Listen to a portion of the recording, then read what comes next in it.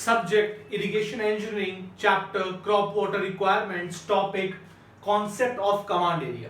So now students, after solving a few numericals on the types of irrigation, the methods of irrigation, and after understanding the concept of quality of irrigation water, now it's time to now understand the concept of command area, right? So whenever I'll be teaching you irrigation engineering, so this is a very important term, that is the command area, right? I will be repeating command area again and again. So now before going to the further irrigation engineering, this is important to understand what command area is, right? Let us say that this is a river. Let us say that this is a river, okay? With the help of a river, the total agriculturable land, which can be irrigated, right? Again I am repeating, the total agriculturable land which can be irrigated is known as the command area. Simple, right? But to further go into the topic, we have two types of command area, right? So first one is the gross command area. Let us understand about the gross command area, okay? So the total land which can be irrigated is known as the command area, right? So if we go in detail, we will find that we come up with, you can say, two definitions, right? First of all, let us say command area. Command area, the total area that can be irrigated, this is known as the command area. Simple, right? Now let us come to the concept of gross command area. So gross command area, right? Now let me write down the, you can say, the engineering definition of gross command area, and then I will tell you what gross command area is, right? So you can say that the area between two watershed canals,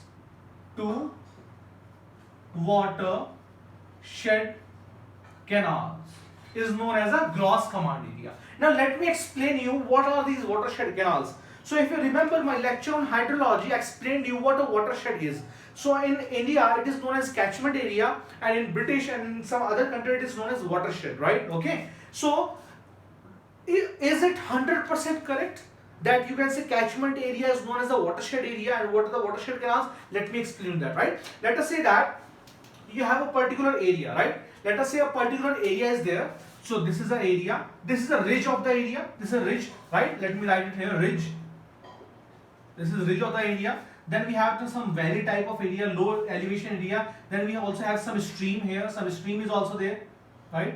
And again we have a ridge, right? Okay, and the same is getting repeated. It is not a very big ridge. Ridge means it is just a high elevation area. But just to make you understand, I have drawn it like a mountain. It is not a mountain, it is a high elevation area. Simple, right? Okay. Now this is a stream. This is a stream of water, right? So this stream of water can irrigate this area. The stream of water can irrigate this area, right? Okay. But and this area between two ridges, is known as the catchment area.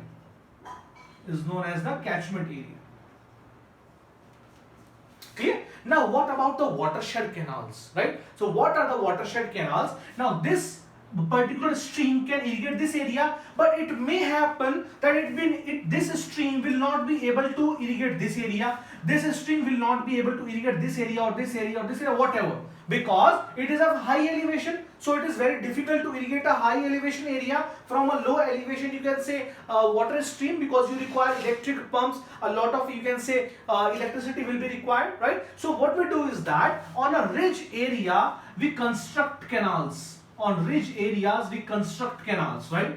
This is the canal, this is the canal. So on ridge areas we have constructed canals, and these canals can easily irrigate this area also, this area also. It can irrigate this area, it can irrigate this area, right? So these two canals which are on the ridge are known as the watershed canals.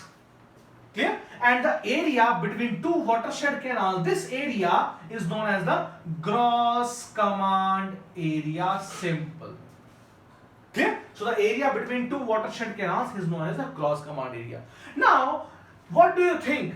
That the whole of this gross command area will be irrigated? No, that is not the case. There may be some homes, right?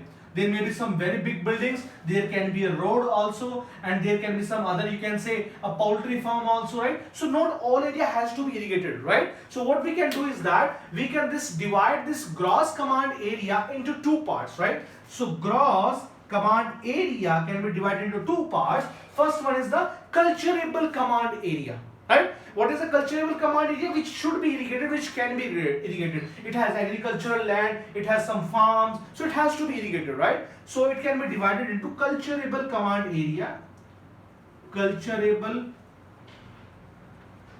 command area, and plus non-culturable command area or non-cultivable command area, right? Non-culturable or non-cultivable command area. Non-cultivable or culturable, whatever you want to say. Culturable command area. Command area. Non-cultivable or non-culturable command area. Clear? Okay. So gross command area is equals to culturable command area plus non-cultivable, or you can say non-culturable command area. But generally, if in examination you are given a gross command area and you need to determine, you can say, culturable command area, or you have some calculations in which the culturable command area is necessary. So what you can do is that the culturable command area is almost equal to 80% of gross command area, is almost equal to 80% of gross command area. But generally in numericals, the culturable command area is given to you in how many hectares or kilometers square. But if it is not given to you, we take it as generally 80% of the gross command area. Clear? Okay. Now coming to this culturable command area. Now this culturable command area, now let me rub this. Now let us write out the definition of culturable command area. I hope you are getting it, right? The watershed canals, because this is a concept we only a few students know. What is a watershed canal, and what is a watershed, and what is the difference between watershed canal and catchment area, right? Okay. So now let's come to the culturable command area, the area which can be cultivated, right? Culturable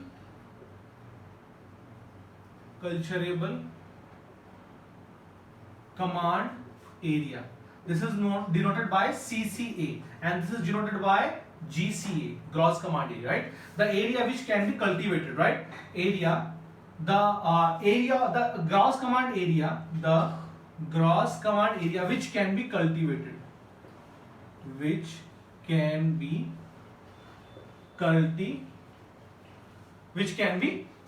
right? So this culturable command area is also divided into two types.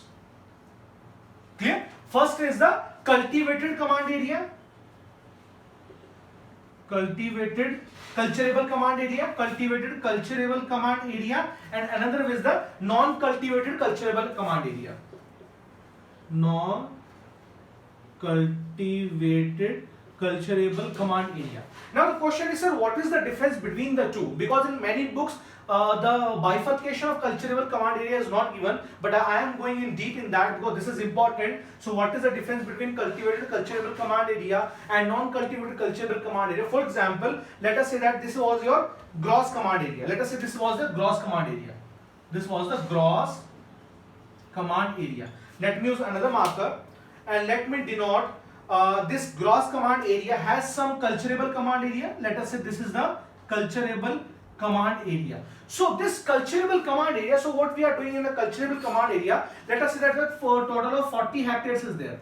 Let us say that 40 hectares of culturable command area have. So what I have done is that I have, you can say, irrigated, let us say 20 hectares of land for this, you can say, season or for this month, and I am thinking that I don't have particular resources, or I should do is that to increase the fertility of crop, I should let us say I should bare the land, right? There is a barren land also in which I am not cultivating or I am not growing any crop for let us say for the month of July or August, right? So for those 2 months or those 3 months, we do not have to provide any water to that particular land because that is a barren land now, right? Why do we we leave our land without any crops, there is a reason to increase the fertility of land, right? So there is a reason known as the nitrogen fixation. I will be explaining that also, right? For that we bare the land, right? So two methods are there: either you bare the land or you grow the leguminous crops, right? So what I have done is that I have barren the land, right? So the land is of no use. So that land has not to be cultivated.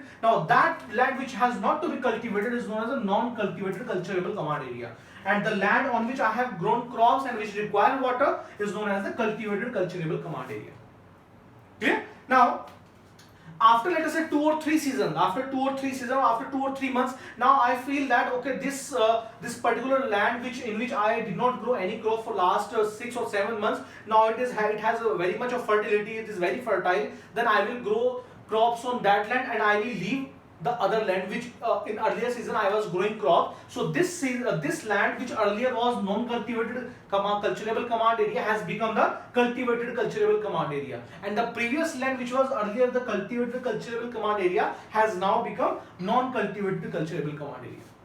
Clear? So I hope that you have understood this thing, right? Now another important term which is generally used is known as the crop rotation. Now that is also important. That is why cultivable command area, non-cultivated cultivable command area concept has come into practice due to this important term known as the crop rotation. Crop rotation, right? So why do we need crop rotation? So for example, let us say that on a particular land you have grown wheat. Right? So this is a tendency of wheat that when you grow wheat on a particular land, so it will require a lot of nitrogen. Let us say this is your soil, that I am giving you example here. This is your soil, this is your surface, and this is the wheat that you have grown wheat. So wheat will require a lot of nitrogen, it takes a lot of nitrogen for its growth. Now if you are continuously growing wheat for 1 year, 2 year, 3 year, what will happen? You can say this land will have nitrogen deficiency. Now what will happen to the nitrogen deficiency? It will become less fertile. The land will become less fertile. So what we need to do is that after let us say wheat is grown on the next crop or on the next season, or let us say next month, just after the harvesting of wheat, what we do is that we grow another crop. What this crop does is that it fixes nitrogen from the atmosphere and it supplies the nitrogen to the surface, to the ground level, to the soil, right? And these types of crops are known as leguminous crops. Let me write here. These types of crops are known as leguminous crops. M-I-N-I-O-U-S. Leguminous crops. Just you can say see the spelling whether it is right or not. I guess it is correct spelling, right? Leguminous crops. So what these crops do? They fix nitrogen, right? So nitrogen fixation takes place. This is very important for interview point of view, right? Interview perspective, this is very important, because if you go to some irrigation department for interview for any irrigation department, so this question is very common, that what are leguminous crops, right? And the most important type of leguminous crop is gram. So gram is the most important type of leguminous crop. So after wheat, what we are doing is that we are growing gram also. Why? Because it will utilize nitrogen and it will provide nitrogen, so there will be a balance. So the fertility of land will be intact. Similarly, when you are growing rice, after rice, what you are doing? You are providing gram. Now rice does not take nitrogen much. Rice does not take much nitrogen from soil. Then why are we providing gram? Because you know that the rice, it is irrigated by flood irrigation. Flood means it has a very high, the rice should be inside water. If you remember, right? If you have been to northeast areas, some South Indian areas also, so the rice, it must be inside water. So what will be happening is that when you harvest rice after the season is over, so still the soil has a lot of moisture, right? It has a lot of moisture because earlier it was inside water, right? Now to absorb that moisture, we need that crop which require very less water. So what we do is that on that particular field which has a lot of moisture, we grow gram, and we do not provide water to gram. So what is happening is that the gram will absorb the water moisture for its growth, and after the gram we will use the gram also, and after we harvest gram we will have a normal soil with normal moisture content, right? So after rice we are using gram, and after wheat also we are using gram. Now the question which I generally ask in examination and in interviews also, that sir, can't we provide mixed cropping? Can't we provide mixed cropping, that you have wheat also and in between wheat you have gram also? Yes, you can do that also, but when you go for the harvesting, right, when you harvest, so it is very difficult to just harvest only wheat. So when you are harvesting, what will be happening is that gram will also get harvested automatically, and it will be very tedious task to separate gram from wheat. So that is why we are not generally using mixed cropping. What we are doing is that first of all we grow wheat, and then on the next 2 or 3 months we grow gram, and then again the wheat season comes, then again gram, wheat, gram, wheat, gram, and that is how we are doing, right? Okay. So this is known as the crop rotation. Another term which is generally used after crop rotation is known as the crop ratio. So let me tell you what crop ratio is. Let me rub this. I hope you have got it right. Now let me rub this and let me tell you about the crop ratio. So what a crop ratio is. I hope you are getting it because this is very important, okay? Now next term is crop ratio. Let me use the green marker. I hope you are getting it. So fifth one is, so fourth one was the crop rotation. Fourth one was the crop rotation, which I have told you. Crop rotation. The fifth point is, which I want to tell you about, the crop ratio. Crop ratio. So what is crop ratio? Crop ratio is the area taken by kharif crops divided by the area taken by rabi crops. Now what are kharif crops, what are rabi crops, I will be discussing in detail when I will be explaining the new chapter that is known as crops, right? In that I will be explaining in detail, but for the time being just remember this thing, that crop ratio is the area by kharif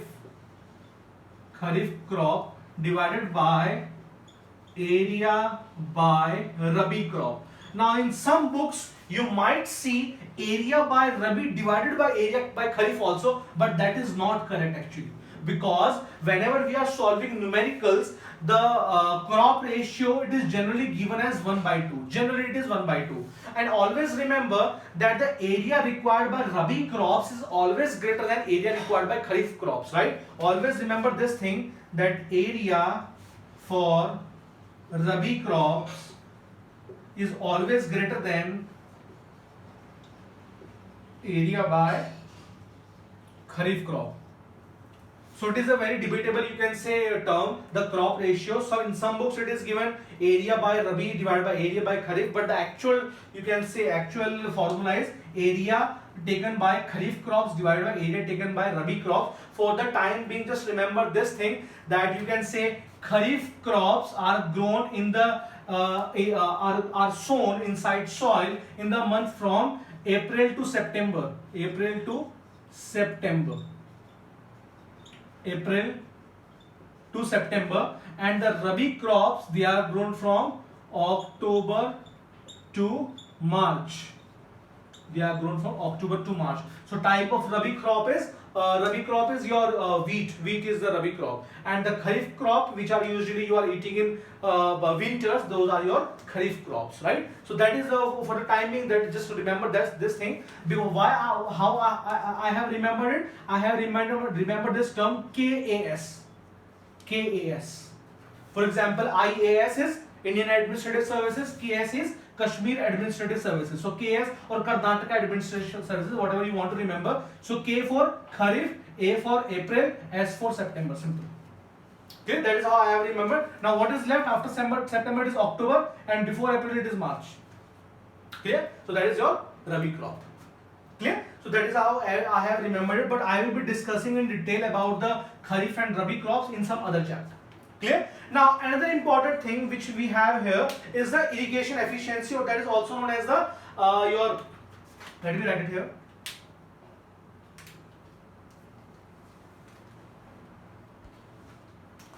Right? That is also known as the irrigation efficiency also, or that is also known as the intensity of irrigation. Intensity of irrigation. Irrigation efficiency is a different thing. Irrigation. Intensity of irrigation, right? So intensity of irrigation is the culturable command area that has actually been irrigated. For example, let us say that the irrigation the intensity of irrigation is 50%. It means that, let us say that this is the cultivable command area which was, let us say 50 hectares or 100 hectares, then half of the cultivable command area has been irrigated. So I will write one formula that agriculturable